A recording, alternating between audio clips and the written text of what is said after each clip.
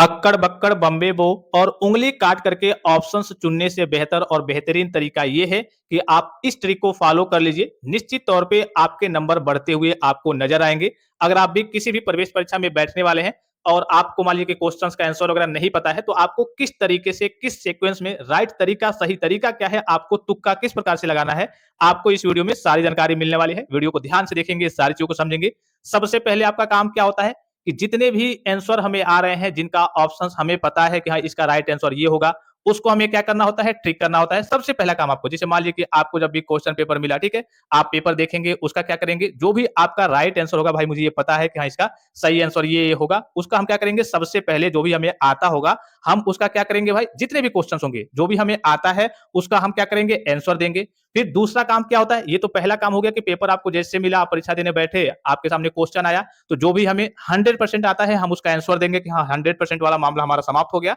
अब जो नहीं आता है या फिर दूसरे नंबर पे आता है कि अगर आपको 50-50% आ रहा है, जैसे मान लीजिए कि यही वाला आपका क्वेश्चन हो गया, इसमें अब आप थोड़े से कंफ्यूजन में है कि पता नहीं ये वाला होगा या फिर ये वाला होगा, तो इसमें भी आपके 50-50 चांसेस है, तो इसमें भी आप तुक्का लगा करके कोई भी, चलिए ये भी हो सकता है, ये भी हो सकता है, हम आंख बंद करके कुछ भी लगा देंगे, ये भी आपके मतलब सही होने के 50-50% चांसेस हैं। फिर आपको लास्ट वाला आता है कि आपको कुछ नहीं पता है, मतलब मान लीजिए एग्जांपल के लिए कि यही क्वेश्चन हो गया, अब इसमें आपको कुछ नहीं पता है, तो सबसे पहले एक रूल आपको ध्यान देना है कि जो भी आपका कोई भी प्रवेश परीक्षा होता है, जैसे मान लीजिए कि 100 क्वेश्चंस आपसे पूछे जा रहे हैं, कितने क्वेश्चन, 100 क्वेश्चन आपसे पूछे जा रहे हैं, तो इसमें से सबसे ज्यादा जो सही होने के कली के चांसेस होते हैं वो ऑप्शन नंबर बी और सी के होते हैं। जैसे 100 क्वेश्चन है, 100 क्वेश्चन में 20 क्वेश्चन का आंसर होगा ए वाला, 20 क्वेश्चन का आंसर होगा कलिए कि डी वाला, और आपके 20-20 40 और 60 बच गए। 60 में से आपके 60 क्वेश्चंस के आंसर या फिर बी वाले होंगे या फिर सी ऑप्शन वाले होंगे, ये और ये वाले होंगे। अधिकतर किसी भी प्रवेश परीक्षा का आप पेपर वगैरह देखेंगे, बहुत रेयर केस में ये देखने को मिलता है कि हाँ ए और डी वाले ऑप्शन थोड़े ज्यादा सही है, लेकिन अधिकतर जो ऑप्शंस देखने को मिलते हैं वो बी और सी वाले सही देखने को मिलते हैं। ठीक है, तो इतनी चीजों को आप समझ गए। फिर उसके बाद से एक और ट्रिक आपको अपनाना है। ये तो हो गया कि मान लीजिए जैसे आपका बी और सी वाले, जिसके तरीके आंसर होने की प्रायिकता जो है एक तरीके से चांसेस ज्यादा होते हैं कि हाँ बी और सी वाला ऑप्शन सही होगा। फिर एक और चीज यहाँ पे आता है कि जब भी आपको कुछ ऐसा क्वेश्चन देखने को मिला, जैसे मान लीजिए कोई क्वेश्चन पूछा हुआ है और उसका सोल्यूशन आपका ऑप्शन के थ्रू होता है, मान लीजिए कि 4 आंसर है तो आपको ऑप्शन से चेक करना है एक-एक करके, तो एग्जामिनर आपका समय वेस्ट हो इसलिए क्या करते हैं, वो आपका सी या फिर डी देते हैं। जैसे मैथ्स के कई सारे क्वेश्चंस होते हैं जिसमें क्या करना होता है, क्वेश्चन दिया हुआ है, अब आपको ऑप्शन से ही चेक करना होता है। एक पहले पहले वाला ऑप्शन लेते हैं, उस क्वेश्चन में रखते हैं, फिर दूसरे वाला, फिर दूसरा नहीं है तो तीसरे वाला, फिर तीसरा नहीं है तो चौथे वाला, तो उसमें ज्यादातर जो चांसेस होते हैं उसका आंसर होगा या फिर डी वाला होगा या फिर आपका सी वाला होगा। ठीक है, ये एक ट्रिक आपको याद रखना है। और एक और मैंने आपको बताया कि अधिकतर जो चांसेस होते हैं सही होने के वो बी और सी ऑप्शंस के होते हैं, ए और डी की अपेक्षा। इतनी चीजों को आप समझ गए। अब मान लीजिए कि आपको कुछ नहीं आता, जैसे मान लीजिए कि आपको जितना आता था उतना आपने कर लिया, जो भी आपके 50-50% चांस वाले थे उसको भी आपने कर लिया। अब आपको कुछ नहीं आता है, मान लीजिए कि अब आपको तुक्का मारना है, तो तुक्का आपको किस तरीके से मारना है, बच्चे क्या करते हैं, जैसे मान लीजिए कि ये पेपर मैंने बनाया है, आपको इंटरफेस पे दिख रहा होगा, ये क्वेश्चन ले लीजिए, पहला क्वेश्चन ले लीजिए, दूसरा ले लीजिए और तीसरा ले लीजिए और ये सातवां ले लीजिए। मान लीजिए सपोज कीजिए कि ये पेपर मैंने बनाया है।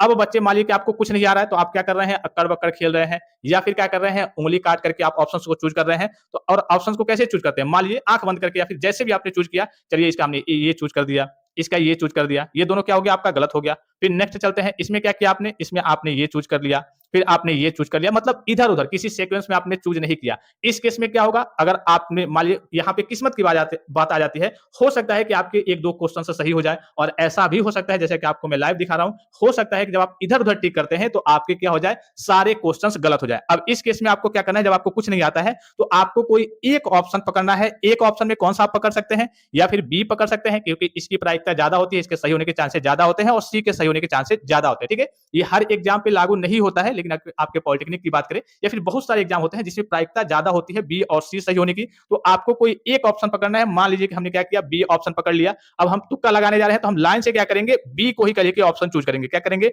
लाइन से हम बी को चूज करेंगे। तो यहाँ पे अगर आप देखेंगे, अभी मैंने ऊपर आपको एग्जाम्पल लेकर के बताया, तो उसमें क्या था, हमारे 4 क्वेश्चंस में उसमें किस्मत की बात आ रही थी कि हमने इधर उधर टिक किया, तुक्का लगाया, तो चारों में से हो सकता है कि एक सही हो जाए, ये भी हो सकता है कि अभी मैंने ऊपर आपको एग्जाम्पल के साथ बताया कि एक भी नहीं सही हुआ।